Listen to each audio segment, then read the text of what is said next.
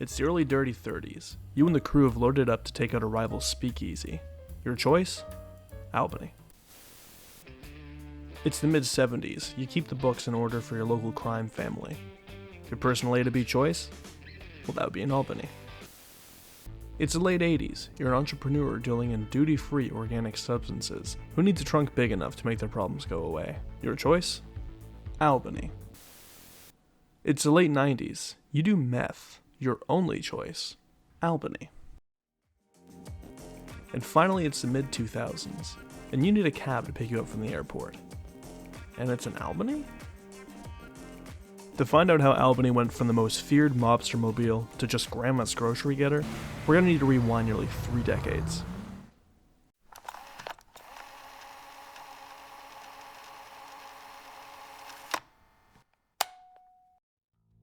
The history of Albany is an interesting one. Albany has been in the holier-than-thou executive luxury market for longer than it probably should have been.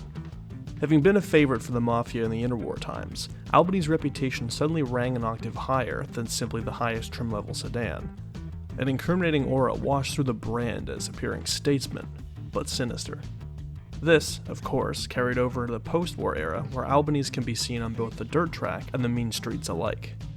But the rigid stagecoach and wire-spoke-wheeled persona of the criminal underworld began to fade lighter colors, now replaced with the gentler backswept panels and gilded grills and eventually the boxiness we know today. We're almost there.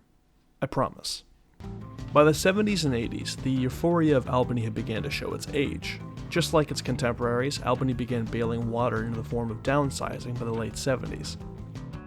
The 80s were the beginning of a brand's desperation to recapture what it had meant just decades prior. For all its trim options and regality, it wasn't enough for Albany to keep the lights on. So once again, like its contemporaries, Albany began to explore new designs on smaller platforms to replace the aging Emperor. And here we have this, the Albany Primo. Albany's hodgepodge solution for consumers who needed a compact car but didn't want a foreign car. For those who had a high enough salary to want a luxury car, had kids, but no interest in going over the speed limit. What a broad margin of people, right?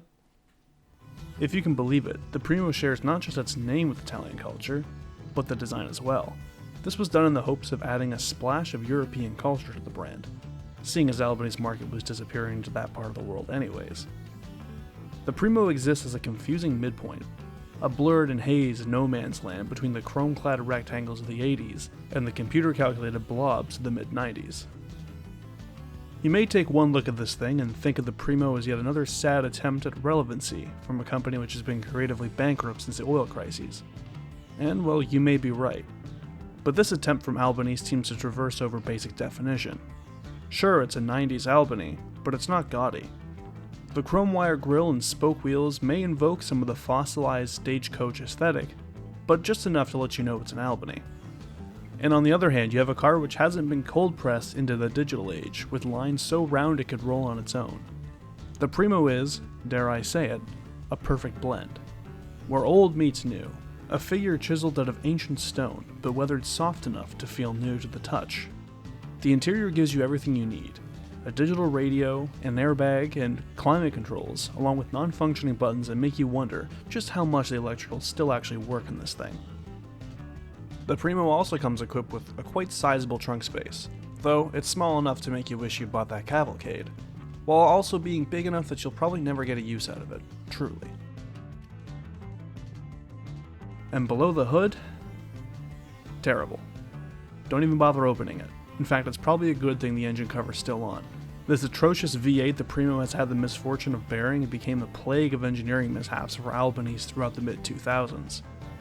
Adding a rear spoiler and supercharging the thing did the Primo no favors either. I think it's best for all if we skip past the acceleration and handling, as to drive a Primo is to endure body roll and oversteer in a car going half the speed of other cars on the highway. Trust me. But what was the Primo? How did it fall from grace when the corrupt and criminally organized? Well, the Primo was a change. A painful wake-up call for Albany that the European luxury market had become an American aspiration.